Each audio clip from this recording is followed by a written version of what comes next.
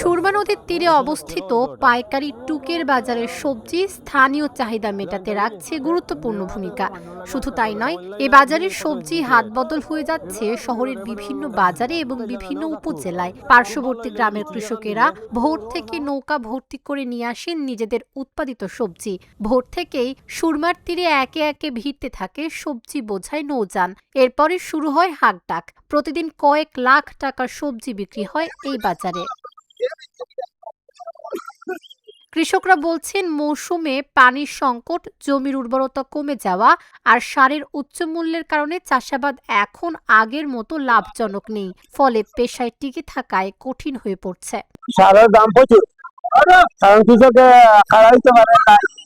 দাম বেশিরভাগ সিন্ডিকেট যারা গেছে সার আজকে দিচ্ছে 28 টাকা, ওই সার 35 টাকা, 34 টাকা, 38 টাকা দিয়ে দিতে। আমরা এই যে সবুজ সার, এগুলো আমরা প্রতিদিন 50 টাকা করে যাই। বর্তমান রেট হল আপনার 25 টাকা, 22 টাকা করে চলে, 25-26 টাকা করে চলে।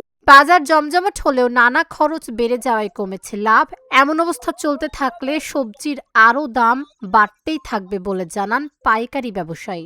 প্রাকৃতিক সমস্যা একটা আছে, এটা হলো সারের দাম, দাম বেশি। এই যে লাগি বিক্রি মারে 200 দাম, এর লাগি দাম তরকারি বেশি, আর পরে গাছের তো মাল কমায়। ঐতিহ্যবাহী টুকের বাজারকে কেন্দ্র করে কয়েক হাজার মানুষের জীবিকা চলে। কৃষক, শ্রমিক, নৌকা চালক সবাই যুক্ত এই বাজারের সঙ্গে। তবে সারের মূল্য বৃদ্ধি, প্রাকৃতিক নানা দুর্যোগের কারণে সবজি চাষ এখন নানা চ্যালেঞ্জের মুখে। Dhaka journal, news desk.